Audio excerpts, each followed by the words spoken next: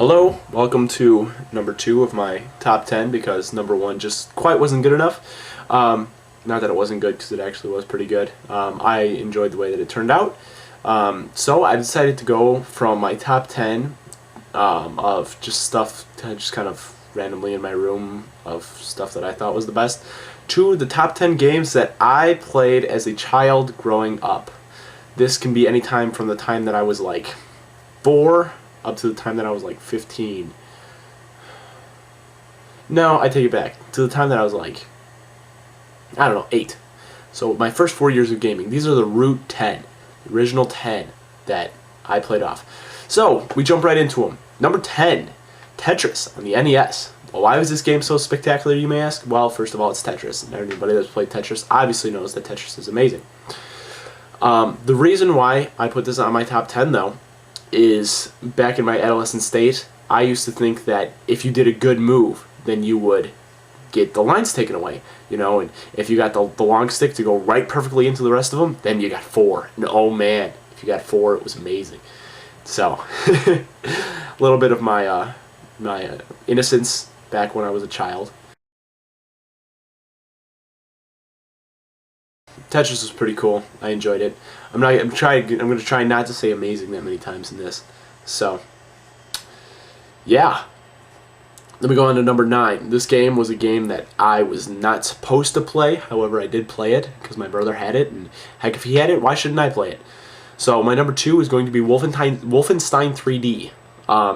This game really defined first-person shooting for me. It was the first time I got to shoot people or dogs. Also, it was the first time that I got to find out about hidden secrets, such as if you ran up to the walls and kept on hitting spacebar, eventually you would find the picture of Hitler that would move and you can get a whole bunch of extra ammo. Great game.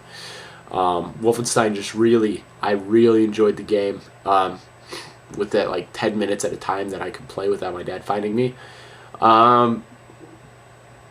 So now we move on to number 8, which also starts my LucasArts saga.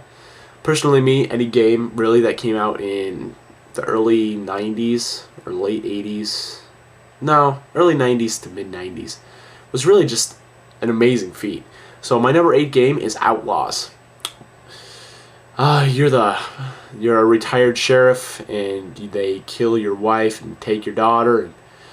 And, the game just really was another revolutionary first-person shooter for me. It had pretty good graphics. It had a multiplayer game that was pretty cool. Some of the cutscenes were funny. You know, if you hit like F10 or whatever, you know, especially when you were fighting other people, you know, you'd yell things out. You know, mostly, you know, they were pretty funny, and you just kind of had a good time. Not only that, this was the first game that I bought that bundled with the soundtrack. Oh yeah! Put it in your CD player, hit track 2 through 8, every song from the game.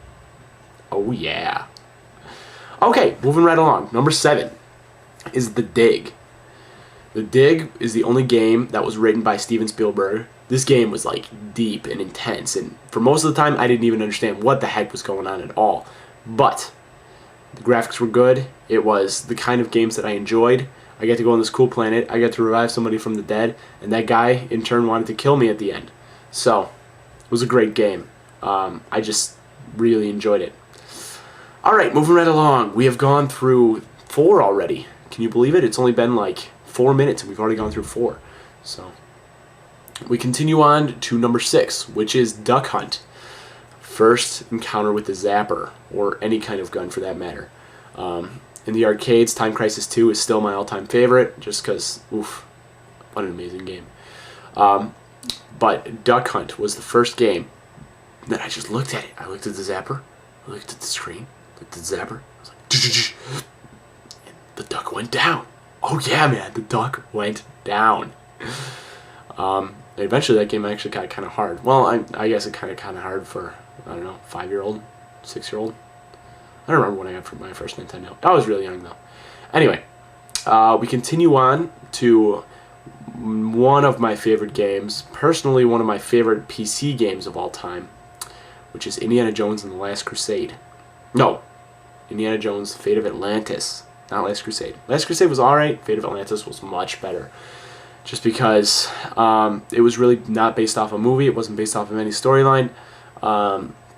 You could go, if you hit 0, you did the Phantom Punch, which killed anybody immediately, which was really cool, by the way. You hit the button, Indiana Jones just like, boom! And, even Biff at the very, very beginning, he comes out and he's like, hey man, you can't come in through this back door. You say, that's right, I'm going to punch you. Actually, no, you kind of insult him a couple times, and then he tries to punch you. You just hit 0, oh yeah, goes down just like that. Indiana Jones. The only thing in that game is that when you had to set up, when you were looking in the desert to try and find out exactly where the thing was, oof, that took forever. And I couldn't figure it out for the life of me. Seriously, I spent like hours on this and I couldn't figure it out. Eventually, somehow I stumbled across it, but I have no idea how I did. Alright, we go down to number 4, which is Uniracers. Uniracers is an interesting game, to say the least. This game was crazy just because it looked like you were always on a candy cane the entire time. And you had a Uniracer that nobody was actually driving, and yet somehow you would race against 2 people on it with your Super Nintendo. And at the time, man, it was just the coolest thing ever. I bought a Super Nintendo pretty early on because I had gotten an original Nintendo, and Uniracers was one of those games that was given to me, and I was just like, oh my gosh, it's amazing. So don't ask me why, but I really enjoyed it as a child. Number 3, I was at a birthday party once, and somebody busted out the game Battletoads, and it was all over. I pick up the bone, run up to the green Battletoad, because I was the other one, and just whap, whap, whap, whap, whap, whap. Just knock him off the screen, make sure that he died, and then he'd go, hey man, that wasn't cool. You'd be like, ah ha ha ha. It's Team TKing at its finest, the first TKer. And it was in all of its glory, all of its joy. You could just whack the other guys and then turn around and whack your own toad. He'd flip out and try to attack you, and you'd fight to the death. You would fight to the death. Great, great game. Number 2, we move on to another LucasArts game, very similar to the Indiana Jones game. We go on to Day of the Tentacle, which was the sequel to the game Maniac Mansion. Day of the Tentacle was quite possibly one of the greatest achievements that LucasArts has ever done. That includes Star Wars, even the movies. This game just had so many funny things. You had to get the sweater. No, first you had to put it underneath the fat guy, and then you had to hit the vibrate button on the bed so that way the sweater would get all wet. And then you'd have to put it in the dryer, and then you'd have to dry it, and then you'd have to put it on the hamster, and then you'd have to stick the hamster in the microwave. And the hamster would... No, you'd stick him in the freezer so he wouldn't die. And then like 500 years later, you'd pull him out of the freezer and he was all frozen. Then you'd stick him in the microwave and then he'd get unfrozen.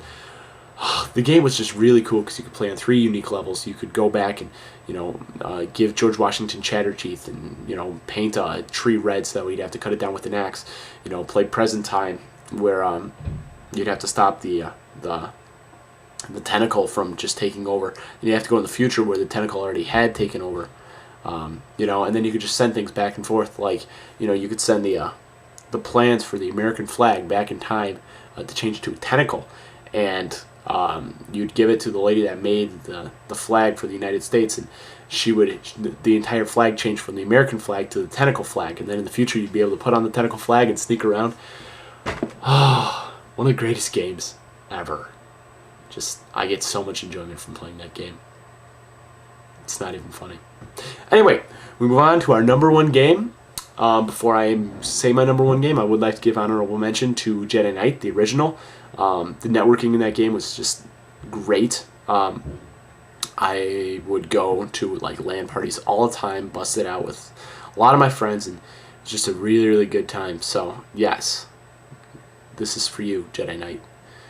But the number 1 game goes to Command & Conquer and Command & Conquer Red Alert. Command & Conquer and Red Alert really was my first venture into the PC games. The RTS strategy, pretty much any game like that. Even before I played board games, even before I played Risk, played anything like that.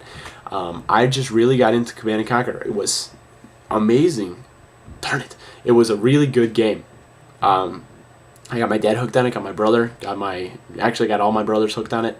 And we'd play and we'd LAN for hours, especially on Red Alert, the original. Oof. We built our own maps, we would spar against each other. Just many, many hours of fun were definitely had on that game. Oof. So enjoyable. Such a great game. So that has been my top 10. Top 10 old games of all time. Hope you enjoyed it. And yeah, I look forward to doing more top 10s in the future. So hope you enjoyed it.